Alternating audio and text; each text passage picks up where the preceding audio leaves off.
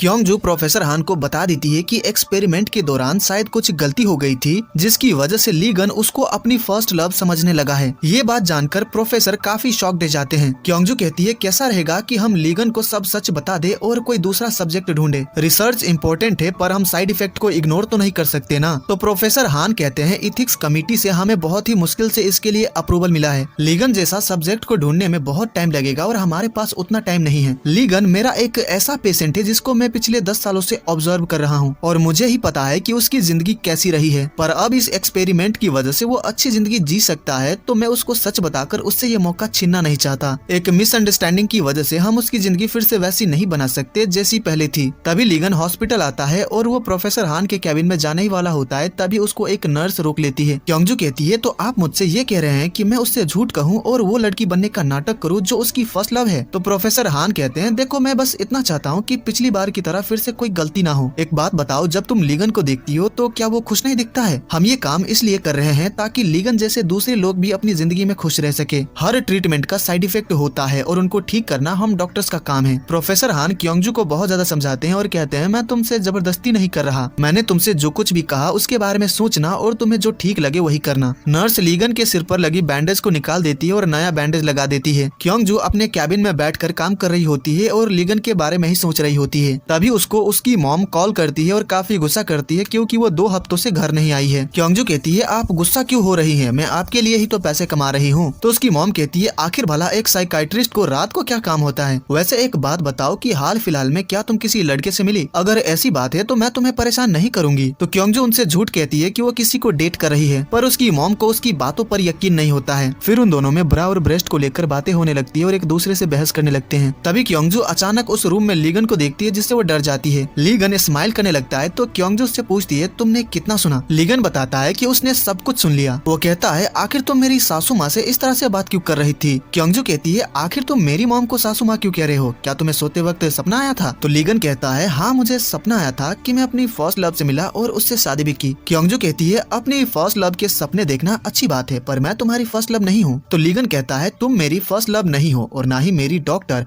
पर जब से मेरी सर्जरी हुई है तब से ही तुम मेरे आसपास रह रही हो। क्या बता सकती हो क्यों? मुझे पता चला कि जब मैं बेहोश था तो तुमने मेरा बहुत ज्यादा ख्याल रखा था। अगर मेरी कोई गर्लफ्रेंड होती तो उसको तुम्हें लेकर बहुत बड़ी गलतफहमी हो जाती। लीगन उसके लिए मिल्क लेकर आया होता है तो कहता है लो इसे पी लो, पर क्योंगजू कहती है मैं बाद में पी लूंगी, तुम टेबल पर रख दो। तो लीगन कहता है मैं तुम्हारे बारे में कितना सोचता हूँ, पर तुम मेरे साथ बहुत ही रूड बिहेव करती हो। क्या अभी भी मैं तुम्हें याद नहीं हूँ? क्योंगजू जवाब नहीं दे रही होती है तो लीगन कहता है कोई बात नहीं, तुम्हें मुझे याद करने की जरूरत नहीं है क्योंकि मुझे तुम याद हो। अगले दिन हम ली सिन और चा सियोन को एक एडवर्टीजमेंट शूट करते हुए देखते हैं। शूटिंग के बाद चा सियोन ली सिन से पूछती है कि आज वो अकेले क्यों आया है? ली सिन कहता है मैं अकेले नहीं आऊंगा तो किसके साथ आऊंगा? ली सिन को समझ ही नहीं आता है कि वो लीगन के बारे में पूछ रही थी। उसी वक्त वहाँ पर मिस्टर होंग आते हैं और ली सिन को मनाने की कोशिश करते हैं ताकि वो अपना कॉन्ट्रैक्ट रिन्यू करवा ले, पर ली सिन नहीं मानता है और वहाँ से चला जाता है। चा सियोन मिस्टर होंग से पूछती है कि आज ली सिन का मैनेजर लीगन क्यों नहीं आया है? तो मिस्टर होंग उसको बताते हैं कि वो बीमार है इसलिए अभी वो हॉस्पिटल में है। ये जानकर चा सियोन काफी शॉक्ड जाती है। वो लीगन से मिलने हॉस्पिटल आती है और नर्स से पूछती है कि लीगन कौन से रूम में है? तो नर्स कहती है मैं नहीं बता सकती क्योंकि लीगन से मिलना अलाउड नहीं है। ये जानकर चा सियोन थोड़ा उदास हो जाती है, पर उसी वक्त वहाँ पर लीगन आ जाता है तो उसको देखकर चा सियोन बहुत खुश हो जाती है। फिर वो दोनों हॉस्पिटल के बाहर आकर बातें करने लगते हैं और चा सियोन उसकी बातों से काफी इम्प्रेस होती है। तो वो कहती है आप तो बिल्कुल मेरे टाइप की हो।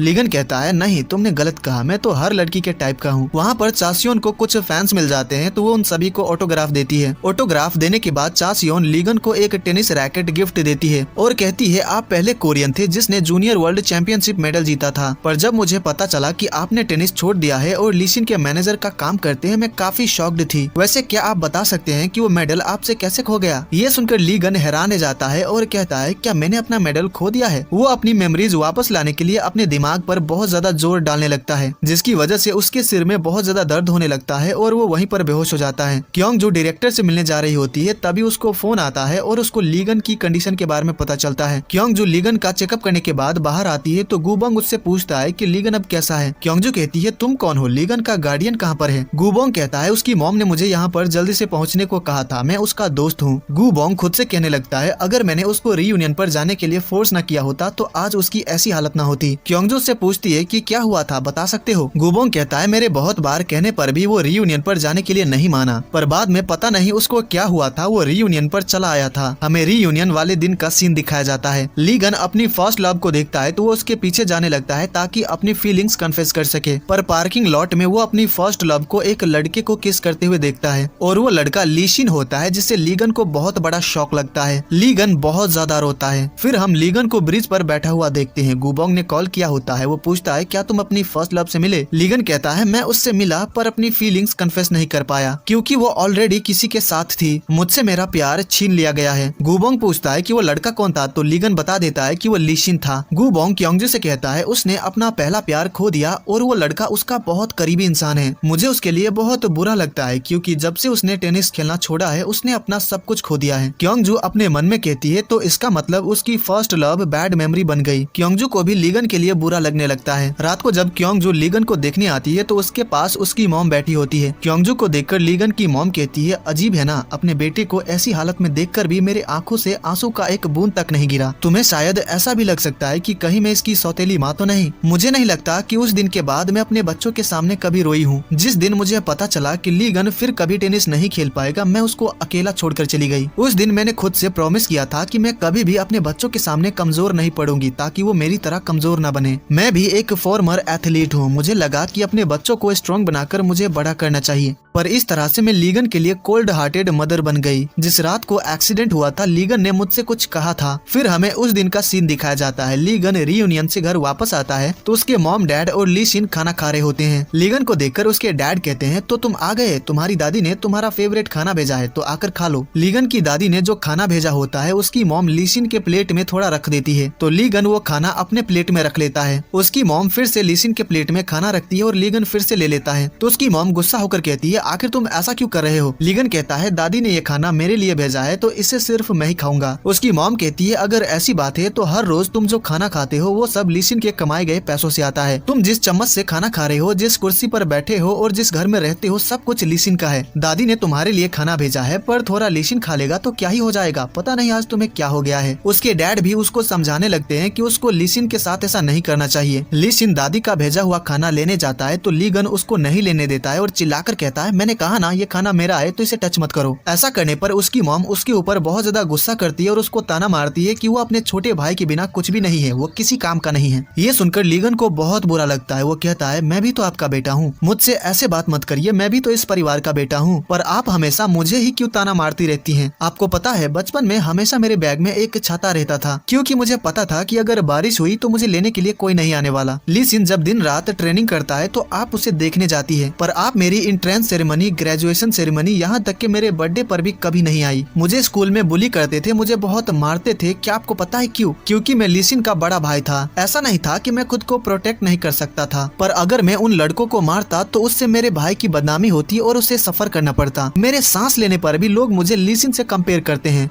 हम दोनों भाई हैं पर उसके पास सब कुछ है और मेरे पास कुछ भी नहीं। मेरे पास जो कुछ भी था वो मुझसे छीन लिया गया। मेरे पेरेंट्स, मेरे दोस्त, हर कोई। जिस एक्सीडेंट की वजह से मेरी जिंदगी ऐसी हो गई है उस याद को मिटाने के लिए मैं अपनी आत्मा तक को बेच देता, पर ये पॉसिबल ही नहीं है। मॉम, जिस वक्त मुझे आपकी सबसे ज्यादा जरूरत थी आप मुझे अकेला छोड़कर चली गई थी। अब तो मुझे ऐसा लगने लगा है कि आप मेरी मॉम है ही नहीं। इतना सब कहने के बाद लीगन रोते हुए घर से चला जाता है। लीगन की मॉम क्योंगजू से कहती है उस दिन लीगन ने जो कुछ भी कहा था उनके बारे में सोचकर मुझे लगता है कि उसने सही ही कहा था। मैंने कभी भी उसके ऊपर ध्यान नहीं दिया, उसको प्यार नहीं दिया, जिसकी वजह से वो ऐसा बन गया। पर लीगन की मॉम बनने का मुझे फिर से एक मौका मिला है तो इस बार मैं इस मौके को हाथ से जाने नहीं दूंगी। उसकी मॉम बहुत ज्यादा इमोशनल हो जाती है। लीगन के बारे में इतना कुछ जानने के बाद क्योंगजू को लीगन के लिए और ज्यादा बुरा लगने लगता है। लीगन को जब होश आता है तो वो अपने रूम में टेनिस रैकेट देखता है जो कि चासियों ने उसको दिया था, तो वो उस रैकेट को लेकर हॉस्पिटल के बाहर टेनिस कोर्ट में आ जाता है। वो नेट को टच करता है तो काफी इमोशनल हो जाता है। क्योंगजू भी बाहर टहलने आई होती है तो वो लीगन को रोते हुए देखती है। क्योंगजू को देखकर लीगन अपने आंसू पोंछ लेता है और कहता है काफी हवा चल रही है ना तो मेरे आंख में कचरा चला गया था। क्योंगजू कहती है मुझे पता है कि तुम रो रहे थे, क्या इस वजह से एम्बैरेसिंग फील कर रहे हो? तो लीगन कहता है मैं काफी टाइम से टेनिस को बहुत मिस कर रहा हूँ। मैं जब से उठा हूँ मुझे अंदर से काफी खालीपन सा महसूस हो रहा है, शायद इसलिए क्योंकि मैंने बहुत टाइम से टेनिस नहीं खेला है। क्योंगजू कहती है चाहे बात एक्सरसाइज और प्यार की हो तो तुम वो फिर से कर सकते हो। ये सुनकर लीगन उसको ही देखने लगता है। तभी बॉल मशीन से बॉल थ्रो होती है और वो क्योंगजू को लगने वाली होती है, पर ली गन उसको बचा लेता है और अपने राइट हैंड से बॉल को पकड़ लेता है, जो देखकर क्योंगजू शॉक्ड हो जाती है। वो अपने मन में कहती है ये आदमी 15 साल से जिस दर्द को भुलाना चाहता था वो अब फाइनली मिट चुका है। लीगन पूछता है क्या मैं अपनी खोई हुई मेमोरीज वापस पा सकता हूँ? तो क्योंगजू कहती है अच्छा ही है कि तुम्हें याद नहीं है, पर मुझे सब कुछ याद है क्योंकि मैं तुम्हारी फर्स्ट लव हूँ। ये सुनकर लीगन काफी खुश हो जाता है। वहीं लीसिन से मिलने पुलिस ऑफिसर आते हैं जिससे वो काफी परेशान हो जाता है और यहीं पर एपिसोड 4 खत्म हो जाता है। तो गाइज ये एपिसोड आपको कैसी लगी मुझे कमेंट करके जरूर बताइएगा। अगर आपको मेरा एक्सप्लेनेशन पसंद आया हो तो इस वीडियो को लाइक कर दीजिएगा और आगे के एपिसोड्स के एक्सप्लेनेशन देखने के लिए चैनल को सब्सक्राइब कर लीजिएगा। तो मैं मिलता हूँ आपसे अगले वीडियो में। Take care, bye bye.